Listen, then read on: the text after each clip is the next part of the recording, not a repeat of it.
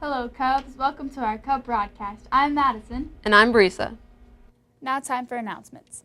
Cubs, you can now buy your yearbooks. The starting cost will be $31.80. After Valentine's Day, the price will go up $5 to $37.10. Book supplies will be limited, so hurry in.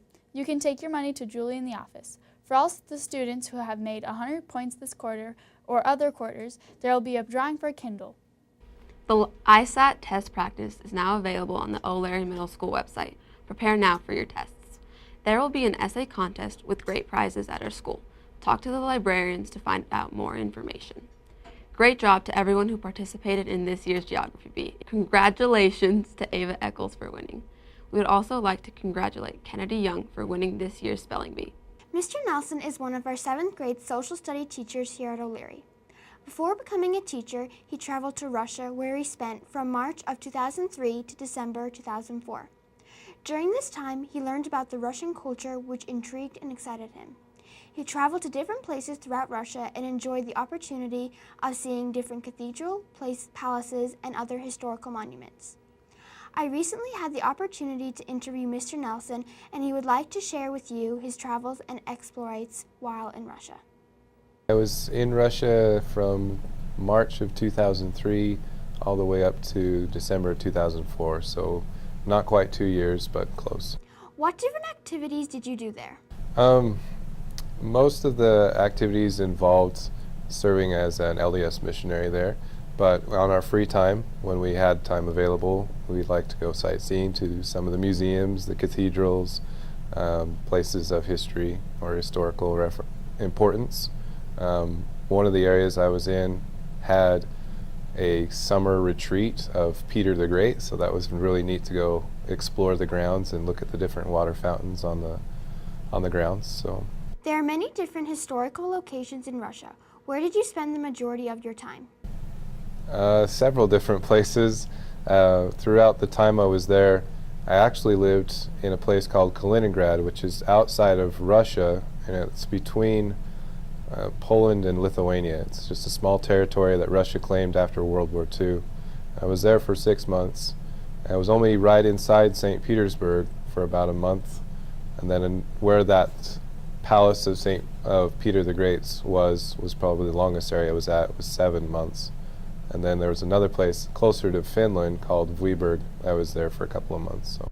There are many cultural differences in Russia that affect different people. For Mr. Nelson, his was the time difference and how he had to adapt to this new change. Well, when I first got there, the time difference, so they're 10 hours ahead of us, and so I had left on a Monday morning from Salt Lake Airport at like 7 o'clock, and I didn't get to St. Petersburg until Tuesday afternoon at 2 o'clock. So it was quite a change of time, and I had serious jet lag, so it took some adjusting from just the time difference. The next biggest thing was just getting used to hearing everyone speak Russian.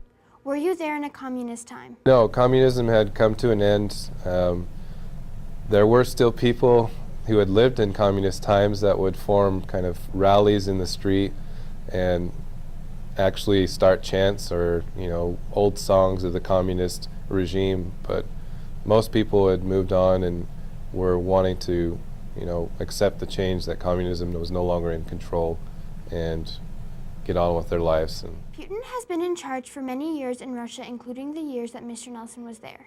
Rule as president then is a little different than it is now. He is still, the person in power. Is there anything else that you would like to add about your time in Russia? Russian food is not as bad as it looks. One of the main things that I came to appreciate was a beet soup called borscht, and that's a typical dish that takes actually hours to make. It's not just something you can pop in the microwave and eat in 5 seconds. It took about a couple of hours to make, and that's another thing is there's a lot of European culture there. They love to have guests over, and they love to sit and just chat. They're not in a hurry to do anything, and so that was maybe a cultural change where the United States we're always doing things fast. We like our fast food, our movies and everything. Over there, it's just you take your time, you get to it when you do, and it doesn't matter if we're slow, we'll get it done when we get it done. Thank you for sharing with us your experiences while in Russia. Hey Cubs, I'm Mason, and now for lunch. Tomorrow's lunch will be Pizza Hut pizza, romaine tomato salad, corn, pineapple, milk, and taco bar. Hey Cubs, it's Hannah, and now time for birthdays. Thursday, January 28th, Mila Rose Schneider, Tyson Tatum. Friday, January 29th, Nathaniel Blaylock, Holden Davis, Riley Dewalt, Jacobus Esparza, Dominic Farg, Kyra Walter. Saturday, January 30th, Gwyneth Austin Avante Lagunas. Hello Cubs, I'm Conrad, and now for Babyface. Who is this pretty baby girl? Is it Hannah Fustellares, Lizzie Morris, Ariana Carpio, Samantha Baker? And the answer is C, Ariana Carpio. What's crack-a-lackin', Cubs? I'm Emily, and now it's time for Brain Drain. How many sodas does the average American drink each year? Is it A, 420, B, 300, C, 600, or D, 550? And the answer is C, 600. Hello Cubs, I'm Lizzie, and now for today's recycling fact. For every ton of paper that is recycled, how many trees are saved? Is it A, 49, B, 34, C, 101, or is it D, 17? And the answer is D, 17. Hey Cubs, I'm Allison, and now for Today in History. On this day in history, the Panama Railway carried thousands of miners to California via train from Central America. This was the first train to cross. Hey there Cubs, I'm Creighton, and now it's time for some Whitwa. This place is London's capital, and the Big Ben clock tower is located here. This is the biggest city in Europe and has a population of roughly about 8.539 million people and is still growing. Is it A, Oxford, England, B, London, England, C, Windsor, England, or D, York, England? And the answer will be B, London, England. Hey there, Cubs. I'm Joel, and this is Word Power. What do you think the word quandary means? Is it A, to be completely and utterly perplexed and uncertain, B, a slick part in the road or sidewalk, C, to cause harm to someone or something, D, a state of generosity? And the answer is A, to be completely and utterly perplexed and uncertain.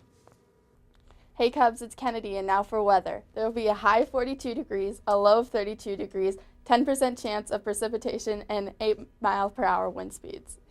How's it going, Cubs? I'm Kylie, and now for sports. Today, boys basketball, Red at West, bus leaves at 3:30. Hey Cubs, I'm Lauren, and now for Quote. Life is 10% what happens to you, and 90% how you react to it. Charles I. Swindle. Thanks for watching. I'm Brisa. And I'm Madison. Have a cuptastic day.